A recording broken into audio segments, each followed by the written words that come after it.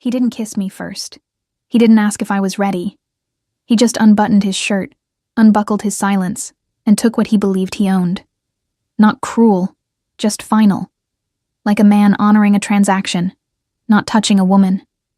And I didn't cry. Not then. Because somewhere beneath the fear, something else had begun to burn. If that first night left questions you need answered, like this video, and subscribe for more stories that begin in shadows and don't end where you expect. They didn't ask if I wanted to go. They didn't pack a suitcase. They just sent the car and the silence that came with it. It was black, long, polished like it had never touched real roads. I sat in the back seat, a folder on my lap, my hands still sticky with the flour I hadn't washed off from the bakery that morning. In it, a letter with my father's signature and 2 lines scrawled in blue ink. "You're the last thing I can offer. He'll take care of the rest." He didn't sign it, Dad. He signed it Edward Bennett, like a man closing a deal. The farther the car moved from town, the more the wind changed. Sharper, hungrier, like it had teeth. Fog gathered around pine trunks, and wet leaves slapped the windshield like warnings. I stopped asking where we were going after the driver looked up at me through the mirror and flinched. We drove for hours, until the land bled into cliffs and sea. Then the road narrowed. Then it ended. And then there was only Ashridge. The house sat like a forgotten word, spoken once, too heavy to repeat. Tall and bruised by time, with stone walls that swallowed light and windows like eyes that had seen too much. Ivy grew wild across the east wing, strangling the old chimneys like it was trying to put the place to sleep. The car door clicked open behind me. The driver didn't wait. I stepped into the wind, and it pushed against my chest like a hand, and still, the front door stood closed, tall, oak, and waiting. I didn't knock. I stood. 1 minute. 2. Then the door opened. He didn't say hello.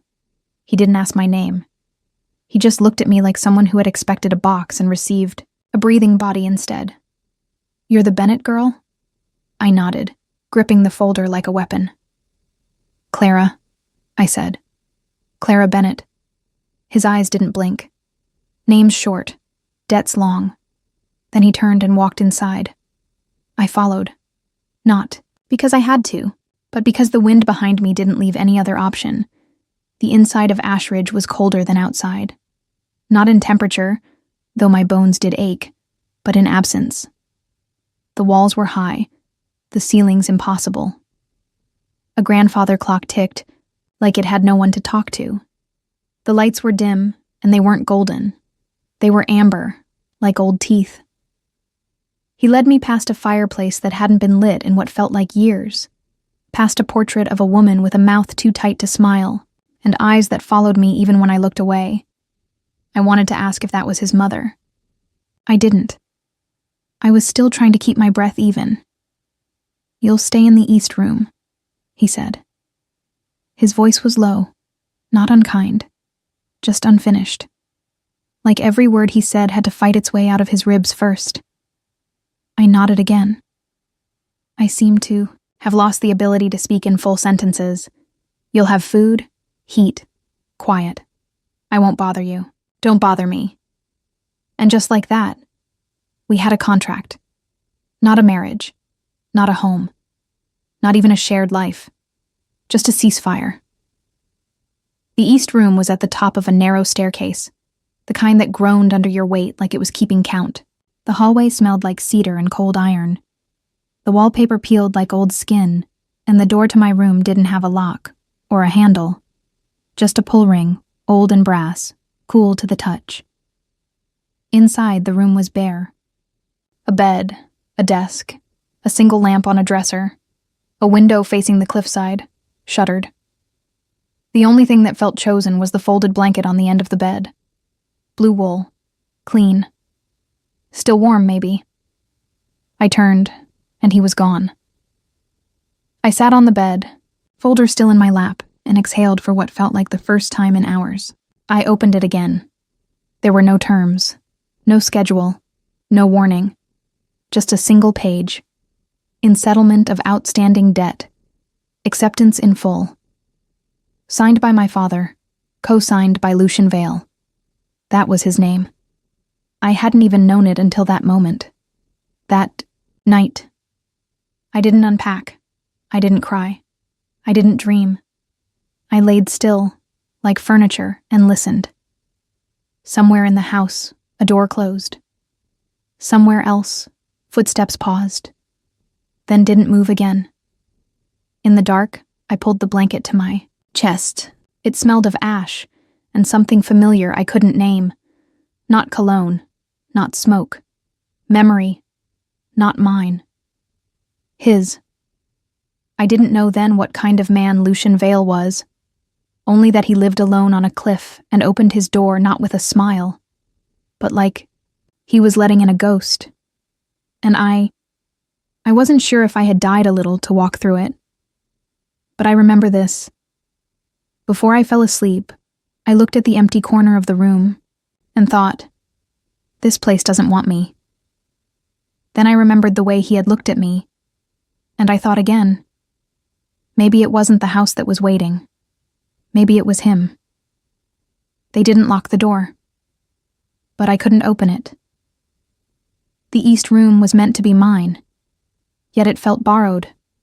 The kind of space a person keeps ready for someone they hope never comes back. Nothing was broken, but nothing welcomed me either. The windows didn't open. The dresser drawers were empty except for a single brass button and a folded handkerchief, embroidered with someone else's initial. L.I. spent the morning walking the perimeter of the room. 3 walls, 1 window, no mirror. I tried the shutters. They groaned but stayed closed. When I pushed too hard, dust clouded into my lungs like breath long held and suddenly lost. A knock didn't come. No breakfast tray, no voice from the hallway. Was, unmistakably, on my own. It took me until midday to gather enough nerve to leave the room. I didn't know the rules. Weren't wives supposed to know the rules? Then again, I hadn't had a wedding.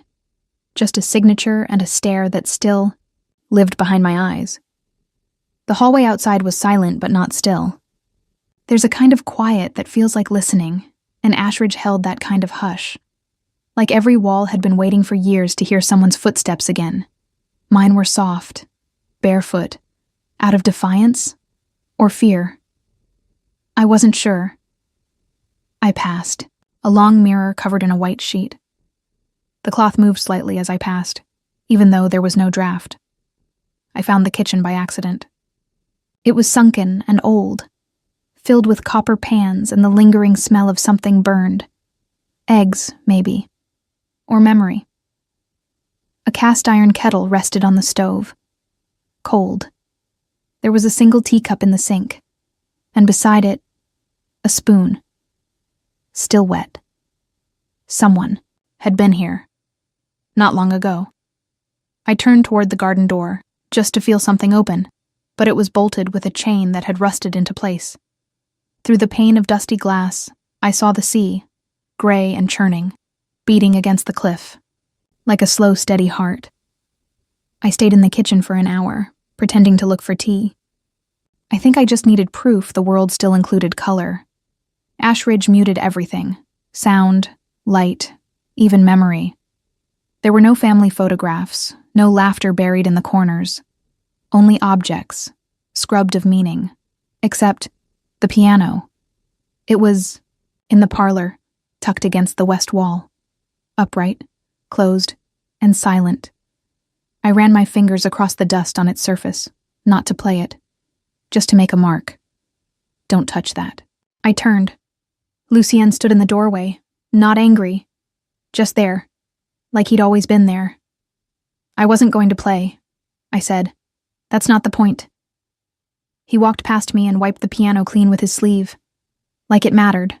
Like it still belonged to someone who cared what it looked like. Do you play? I asked. He didn't answer. He sat down on the edge of the old velvet armchair and looked out the window. I followed his gaze. The sea was throwing itself against the rocks like it wanted to disappear. That piano used to fill this house, he said, voice lower than before. Now it makes silence louder. I didn't respond. What could I say to that?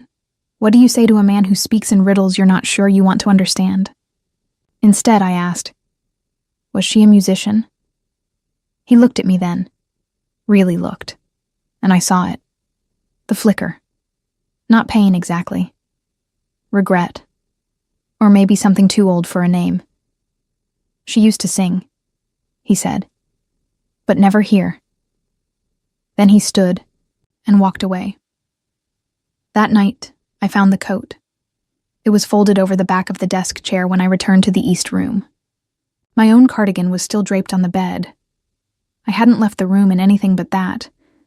But this coat was heavier. Wool. Worn at the cuffs. Lined with something that used to be satin. It didn't smell like him. Not quite. It smelled like before him. Like old books, rain on stone, the ghost of tobacco. There was a note folded in the inner pocket. No signature, just a sentence. It gets colder at night.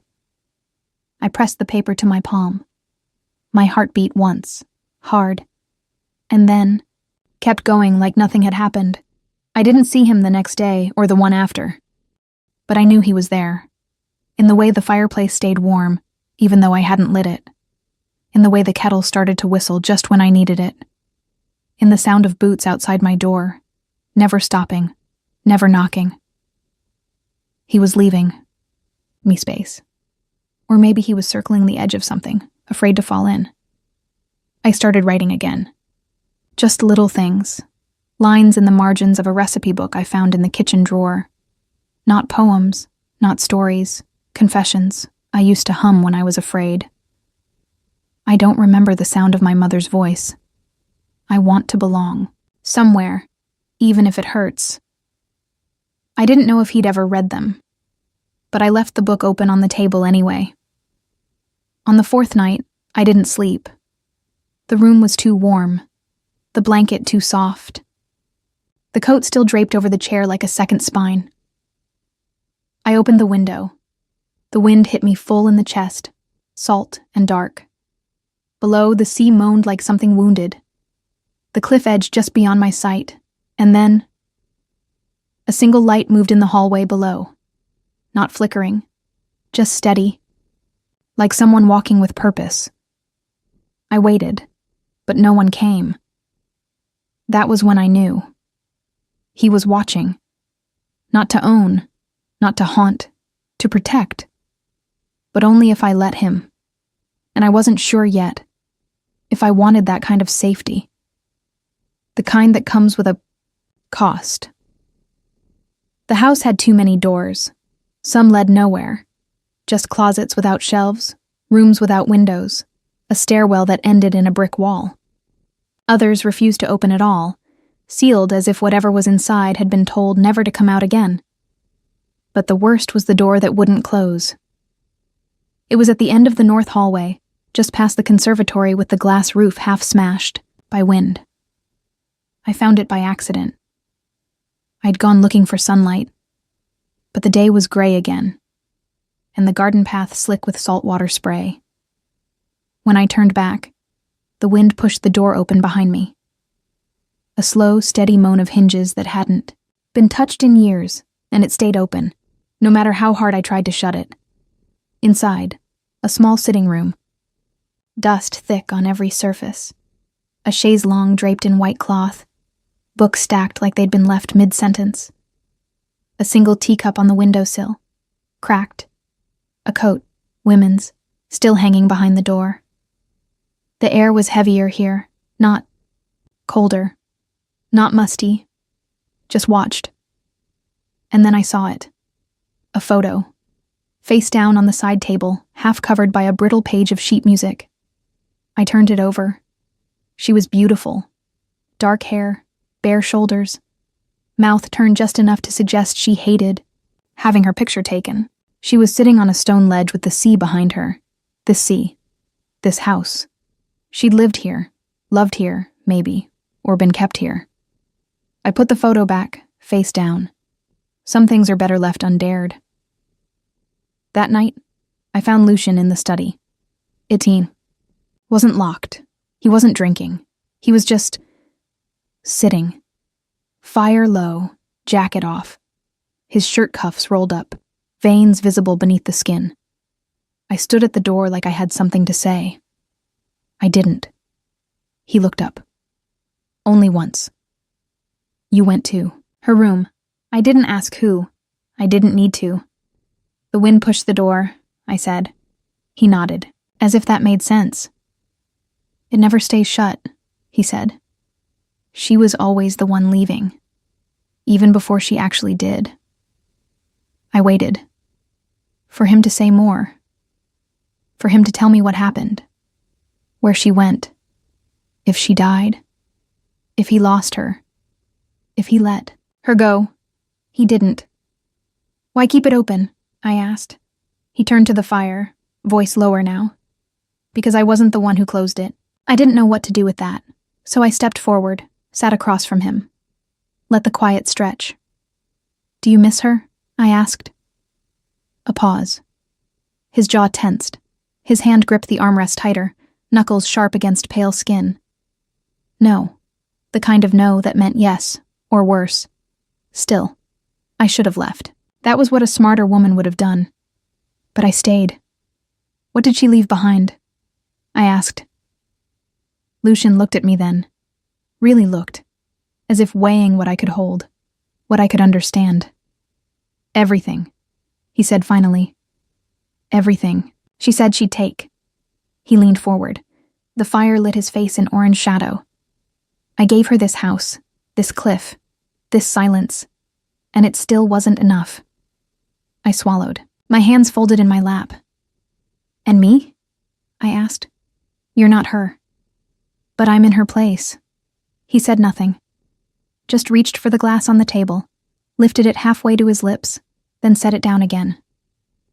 Later, I walked the hallway again. Not to find her. To find me. The woman in the photo had once taken up space here. Her voice had echoed. Her scent had lingered. I wasn't trying to become her. I just needed to know how not to disappear the way she did. That night, I left the east, room door ajar. A test, a signal, a surrender. At some point I heard his steps, measured, heavy, not hiding. He paused outside. The floor creaked. I waited. He didn't enter. But when I woke in the morning, the coat I'd left on the chair was gone, and replaced by a book, a poetry volume, worn spine, one page dog-eared. I opened it, underlined. You are not the echo of woe. Another. You are the silence she could never hold. The next afternoon, I found the door had closed. Her room, locked from the inside. No key, no wind, just quiet. And for the first time, it felt like maybe, not all doors have to stay open, not to be remembered. It was the kind of cold that lived under your skin, the kind that crept into the marrow and whispered, "You're still alone, aren't you?" The storm rolled in without thunder, just wind, wet and whispering against the windows like a secret no one wanted to keep. I lay in bed listening to it. The house creaked. The shutters moaned. Even the walls seemed to breathe. Didn't sleep. Not because I was afraid, though I was, but because I couldn't tell what I wanted more. To be left alone. Or to be found. Around midnight, the lights flickered. Then went dark. No warning. Just a sigh. And then absence. I sat up. The coat he'd given me was still draped over my shoulders. My hands clutched the book he'd left me, still open to the line that had unmoored something in my chest. You are the silence she could never hold. I hadn't heard his footsteps tonight. No hallway creak, no kettle whistle, just dark, and the sea outside, wilder now, crashing like it had something to say and no language to say it in. I lit the candle on my desk. It flickered hard, then settled into a quiet flame. And then I heard it. A door opening. Not mine, but close. Then another sound. Not footsteps. Breath. Shallow. Drawn tight. I stepped into the hallway, the candle cupped in both hands. The air felt different. Charged. Like standing near something that might bite or break. Lucian stood at the end of the hall, shirt undone at the collar. Eyes glazed, not with drink, but something deeper. He didn't see me at first. His hand was pressed flat, against the wall, as if he needed the house to hold him upright. Lucian, he turned slowly, not startled, not angry, just there. He looked at me like someone waking up from a fever.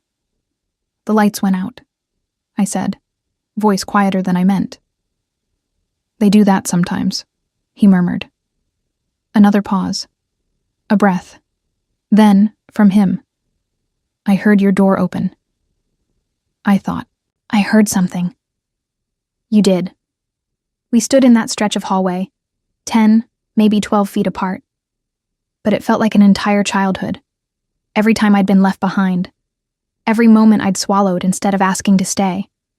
And then he stepped closer, not quickly, not with purpose, just one slow step, like he was testing if the floor would forgive him. You didn't call for me, he said. No. Why? The candle wavered. My fingers felt the wax start to pool. Because if I said your name, I whispered, I would have needed you to answer. That stopped him. Something in his face fractured, subtly. A shift in the way his eyes softened. Or maybe how his jaw unclenched. He stepped once more, now close enough that I could feel it. The heat of him. Not his skin. His ache. It pulsed off, him like light from a fire you hadn't dared sit beside. He raised a hand, but didn't touch me. His fingers hovered, just above my cheek. 1 inch. Maybe less. You don't have to ask, he said. And still. He didn't move closer. He left. The space. The choice. And for the first time, I reached. I leaned forward, not into his hand, but his presence. Letting my forehead rest against his chest. No arms, no pull. Just breath. His shirt was cold with the sea air, but his heart was steady beneath it. 1 beat, then another. A rhythm. Something I could count. He didn't hold me. He let me stand there, against him, until my breathing slowed. Until I felt the tears gather behind my eyes, but didn't let them fall. And then, he stepped back. His hand finally touched my hair. Just once. Then he turned away. Not as rejection, but as surrender. I returned to my room. Left the door open. He didn't come back. But before dawn, when I rose to close the shutters, I found something on the windowsill. A matchbox. And beneath it, a slip of folded paper. In his handwriting. I didn't answer because I didn't want you to need me. I wanted you to want me. I didn't light the candle again that night. I let the dark wrap around me. Let the waves scream outside. Let my own name echo in the space where his almost was. That was the first time I knew what it meant to be seen. Not as an obligation. Not as a replacement. But as someone whose silence could be chosen. I had never played piano. Not properly. Not with both hands. Not the way people do when they think anyone is listening. But that morning, after the night he let me rest against him without holding me, I walked into the parlor and laid my fingers on the keys. They were cold, stiff, some stuck. Others rang too long, like they didn't know when to stop. I pressed 1, D, then another. F. The sound wasn't beautiful, but it was real. The lid of the piano creaked when I opened it fully. Inside, everything looked clean, until I saw it. A faint gouge across the inside rim, just beneath the strings. Not a crack. Not wear. A scar. Someone had taken something sharp to the wood, not to break it, but to leave a mark. It wasn't accidental. It wasn't repairable. I touched it. Not with reverence, but curiosity. What kind of silence needs to be carved? I didn't hear Lucian come in, but I felt him. A shift in air. That impossible stillness he carried, like he'd learned how to move without asking permission from the space he entered. You found it. I didn't turn. You left it. A pause. Then he moved beside me, slow. Not close, but close enough that I could smell the faintest scent of him. Leather, salt, paper. She did that, he said. Her? Before she left. She said the piano always sounded too perfect. Like it didn't know what real pain was. Let my fingers drift down the keys again. And you kept it. I keep everything I can't forgive. There was no bitterness in his voice. Just fact. Like memory was a kind of architecture, and scars were how you made it stand. I closed the lid gently, careful not to let it slam.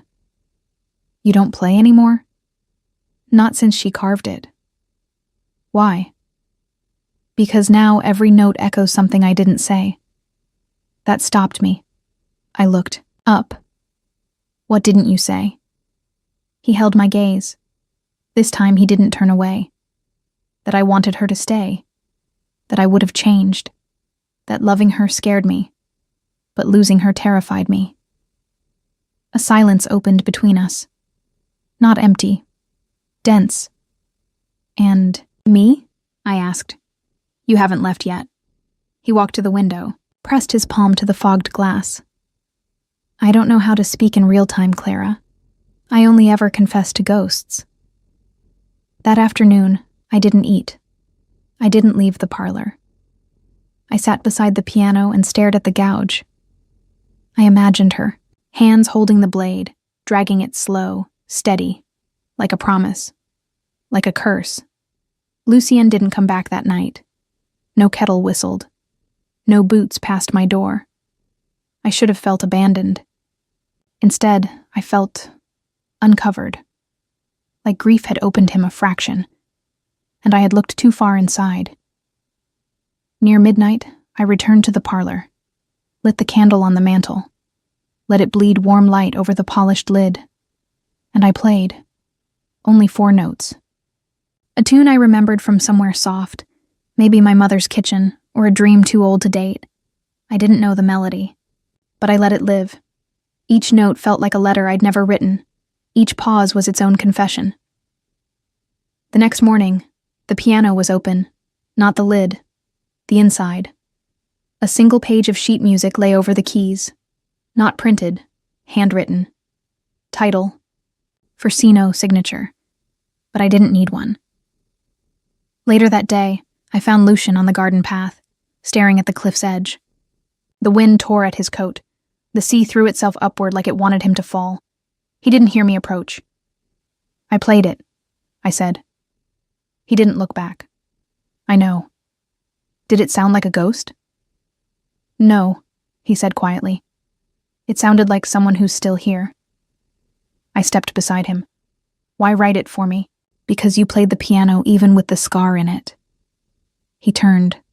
His eyes were tired, but no longer hiding. And maybe, he said, I need someone who can love what's been cut. That night, I didn't leave my door open. I left it, half closed. Not a test. Not an invitation. Just a space. A maybe. And before I fell asleep, I heard it again. Footsteps. Not approaching. Lingering. A presence not asking to be let in. Just waiting to be chosen. The letter arrived with the morning. Fog slipped under my door like a secret too tired to wait until breakfast. No stamp. No seal. Just my name, written in a hand I hadn't seen in years. Jane. My sister. I sat on the floor, knees bent beneath my nightgown, and stared at the envelope as if it might vanish if I blinked. She had been gone 5 years. No forwarding, address, no goodbye. Just absence, and 1,000 imagined reasons why. The letter was short. Clara, I heard about the wedding. If you can still call it that. I'm at St. Augustine's Retreat, in Maine. If you want out, say the word. There's room here for you. I won't ask questions. Just come.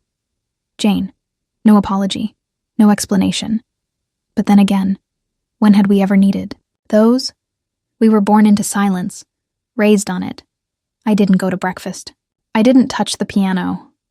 I sat on the window seat of the East Room, staring at the sea, and felt something unravel. Something I hadn't even realized I'd woven around myself. A future. Here. With Lucian, or maybe near him. I wasn't in love. Not yet, but I was becoming something in this house. Something slow and steady in mine. And for the first time in my life, no one was telling me who I had to be to stay. By noon, I found him outside. Lucian stood where the cliff bent outward, his coat drawn tight, eyes narrowed against the salt wind. He heard my steps before I spoke. I got a letter, I said. He turned, unreadable. From someone who left, I added. They want you back? They want me somewhere I can choose myself. He was quiet. Then, you can choose here too. Can I? He met my eyes. You think I kept you? Didn't you? The words didn't come out cruel, just honest, like a wound pressing gently against skin, testing whether it still hurt. Lucian stepped closer, but not close enough to touch. I asked you to stay once. I won't ask again. His voice was calm. That was what gutted me. Not anger, permission. That night the house felt different, not colder, not darker, just quieter, like it knew something was about to be lost. I walked the hallway slowly, stopping at the study, the piano, her room. Each one said nothing. Each one waited. In the kitchen, the kettle was warm, but no tea had been made. He was making space for my leaving, and that made it worse. Back in the East Room, I packed slowly, not because I wanted to go, but because I needed to know what it felt like to almost leave. I folded the coat he gave me, the poetry book, the matchbox. Then I stopped. There was something. Under the bed, a box, plain, wooden, no lock. Inside, a photograph. Old, sepia-toned. 2 girls, maybe 10 and 12, standing in front of a bakery. One of them was me. The other, Jane. Behind the photo, a note, Lucian's handwriting again.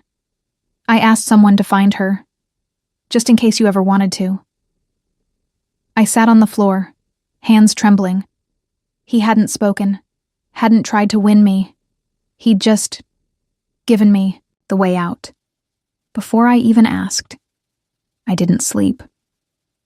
At dawn, I walked the garden path one last time. The grass was wet, the sea quieter. He was there, Lucian, at the cliff's edge. Same coat, same silence. You knew I'd come, I said. I was hoping you would. To say goodbye? He didn't answer. I moved closer. Close enough to smell. That blend of old books and sea wind I'd come to memorize. If I leave, I whispered, what will you do? Keep the lights on. That broke something inside me. Not loudly. Just a quiet fracture. I reached for his hand. This time, he let me. His fingers were cold, but closed around mine like something remembered. I'm not choosing her, I said. Not yet. Then who are you choosing? Me. His thumb moved once, slowly, across my knuckles. That's the right answer. We didn't kiss. We didn't say stay. We just stood there. 2 people at the edge of something that didn't need a name yet. When I returned to the room, I unpacked only the book and placed it on the windowsill. Still open. Still mine. There. are two kinds of silence, one that protects and one that punishes. I had lived most of my life in the second. After my mother died, our house had filled with the sound of things left unsaid. My father stopped speaking to me in full sentences. Jane ran instead of grieving. I stayed. Staying doesn't mean strength. Sometimes it just means you have nowhere else to go. The door was locked. Not hers. Mine.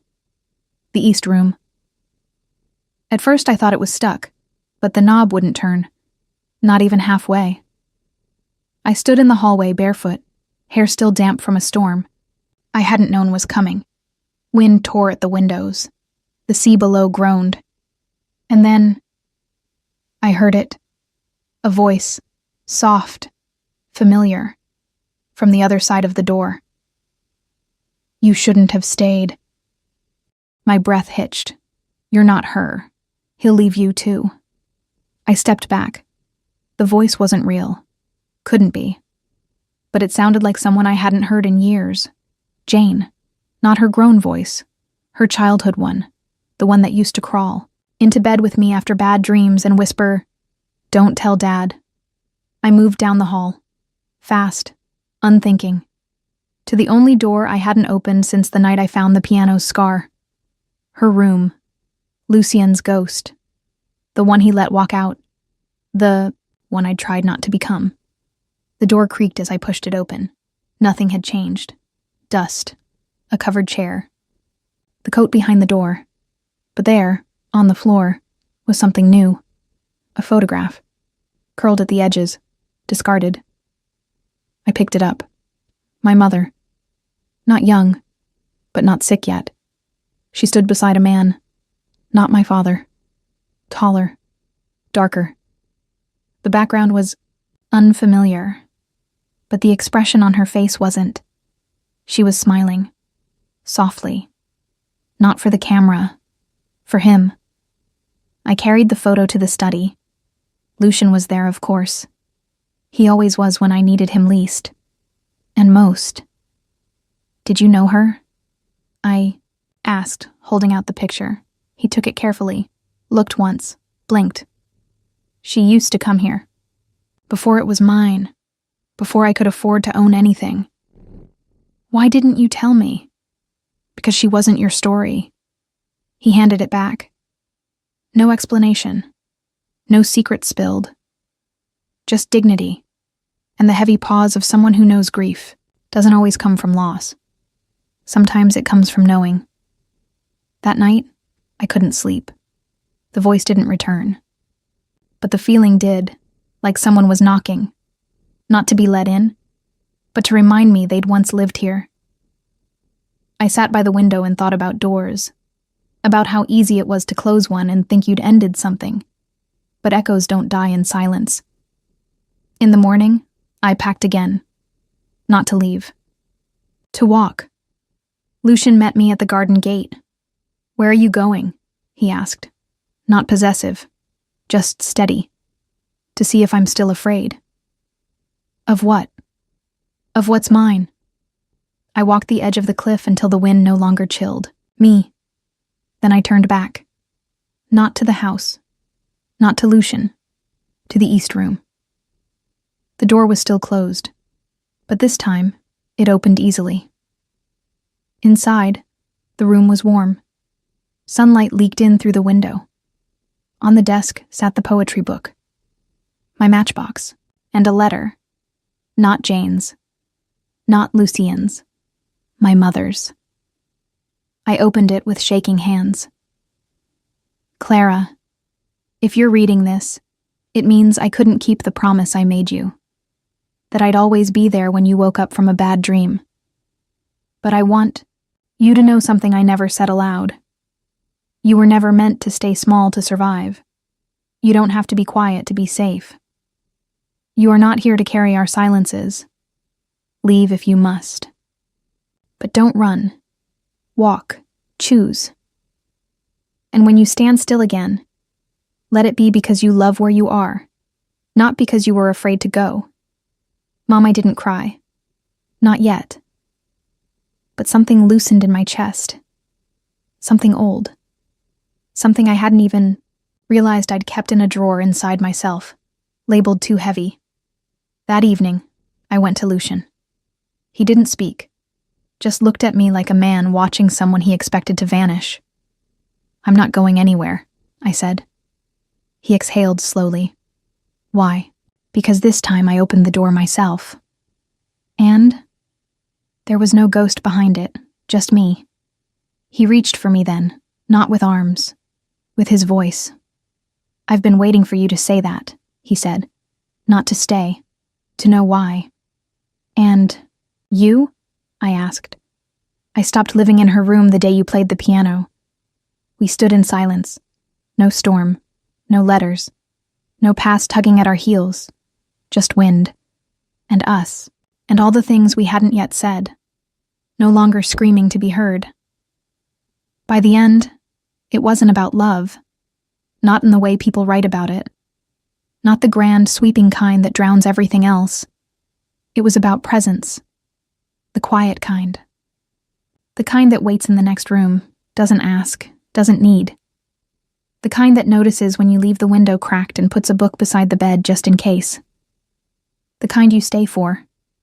Not because you're afraid to leave, but because you finally want to wake up where you are. That morning, I opened every window in the east room. The air was sharp, full of salt and late October. The wind curled around the curtains like a cat, and the house didn't seem to mind. It had stopped creaking like it was protesting my presence. Now it listened, settled, like it understood something had shifted. The door no longer stuck. The hinges had loosened somehow, maybe on their own, maybe by waiting. I ran my fingers along the frame, still worn, still chipped, but open. Lucian didn't knock. He never had. He just appeared, soft-footed, like a memory. He stood in the hallway, a mug in each hand, and waited until I nodded. He stepped in, placed one mug on the windowsill. Tea, no sugar, no questions. "I thought I'd find you gone," he said. I replied. "But not this morning." He sat in the chair beside the desk, same one I'd written my confessions in. I wondered if he'd ever read them. I never asked. We sipped in silence. The waves below were restless, but not angry. The kind of sea you could sit beside for hours and still not know. "Do you want me to stay?" I asked finally. Lucien didn't look up right away. He was tracing the rim of his cup with his thumb like it helped him think straighter. "I don't want to need you to," he said. "But yes." I breathed, not in relief, just breath, finally aloud. "Then I will," I said.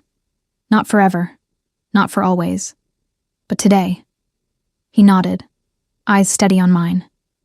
"That's the most I've ever asked for." We didn't move in together. We didn't rearrange the rooms. He didn't empty drawers for me. And I didn't erase the photograph she left behind. But I placed one of mine beside it. A picture of me and Jane. Back when we were both too young to know what we'd carry later. Balance, not replacement. Over the weeks that followed, the house changed in ways that had nothing to do with renovation. Lucian started leaving doors open, books out, windows unlatched. I planted herbs in a crooked wooden box beside the kitchen door.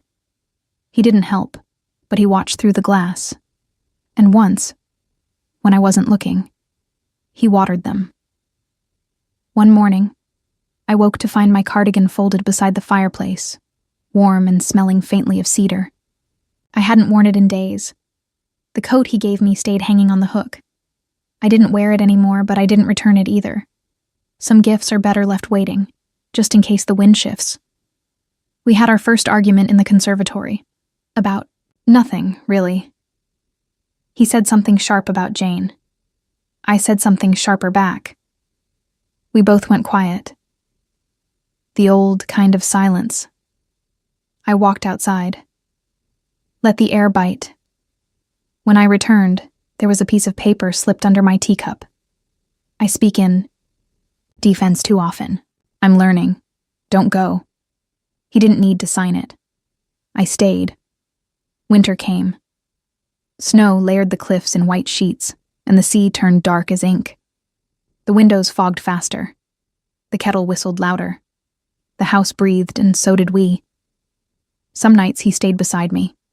Not every night. Not even most. But sometimes I'd feel the shift in weight on the mattress. The warmth of another presence, not demanding, not expectant. Once, I reached out, touched his hand in the dark. He laced his fingers through mine like it was a story we both knew but had never said aloud. I still write. Sometimes in the margins of old books, sometimes on napkins, once on his palm, when I couldn't say it aloud. This isn't a rescue. It's a return. He read it.